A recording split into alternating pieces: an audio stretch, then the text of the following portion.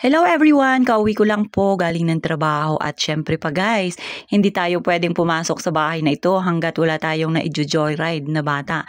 Kaya yan, pagka every time na uuwi tayo guys, meron talagang nakaharang dyan na bata na kailangan i-joyride natin. So for today's video guys, mag-joyride muna kami ng Bulinggit na ito. Maaga-maaga pa nga nung nakapag-out ako sa aking trabaho guys. At pumunta nga ako dito sa bahay namin, dito sa bahay ng nanay ko guys. At yan nga yung aking mga pamangkin na maagang-maaga pa nga lang, pumapasok na. Yun talaga, yung may mga pangarap sa buhay at gustong makaahon sa kahirapan. Pero sana, wala mo ng jowa-jowa, mag-aaral muna. Tupagin mo na ang pag-aaral at ito nga guys, puntahan muna natin. Ito yung aking nanay dahil nga yung ate ko at yung kanyang mister, nagpiprepare na rin para sa kanilang pag-alis. Kaya dito muna tayo, kasama natin si Yaya, manggugulo muna tayo dito kay Mamo, kay Mama Lu.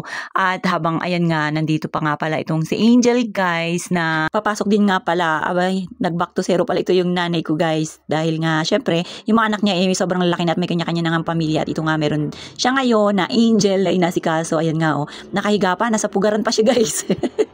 Nasa higaan pa lang, ayan na nga, sinusubuan na ng nanay ko dahil dadalwa nga lang din pala yan sila dito sa bahay na nakatira. Kita nyo nga, buti na nga lang, nandyan yan si Angel at laging may kasama ito si Mama, yung nanay namin dito guys sa bahay. At ito nga, tingnan nyo, umakyat na nga pala ito dito si Yayam at nakagpasubo pa nga dito kay Lula. Abay, dahil yung sa mga oras na yun guys, talagang kagigising lang nga din ni Yayam yung oras na pagdating ko kanina. Kaya kahit nagatas, hindi na pala siya umiinom ng gatas. Sa akin na nga lang pala yan siya nagbe-breastfeed guys. Pero hindi ko nga alam kung may nakukuha pa nga rin.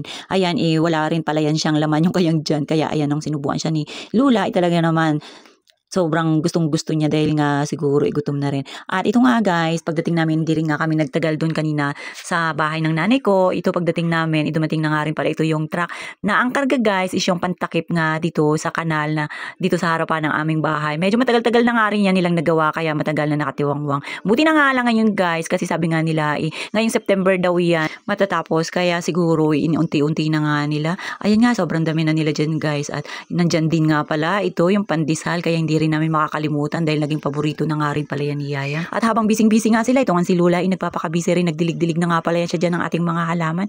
Dahil nga guys, sobrang busy rin talaga ni nanay. At hindi na namin naaatupag yan, minsan-minsan na nga lang pagka merong time. Sa hapon, saka kami nakakapagdilig. At ito nga, hiniram na nga rin pala nila yung ating walis dyan dahil nga maglilinis daw pala sila. Ngayon guys, pansamantala, sila muna ang maglilinis ng ating kalsada. At sa dami nga rin naman ng mga tain ng aso dyan guys, sila na rin muna ang maglilinis dahil nga hindi pa rin sila tapos. So pagtapos nila ay tayo na naman ang mag-turn over sa paglilinis. Sobrang sakit nga niyan sa balakang guys, maglinis-linis dyan. Dahil pag may time ako rin talaga yung nagwawalis dyan sa labas. At ito nga si Lula, tingnan nyo, nangunguha na nga pala yan siya dyan ng mga talbos-talbos na ilalagay niya sa aming uulaming munggo. Munggo ang kanyang i-ready ngayong tanghalian.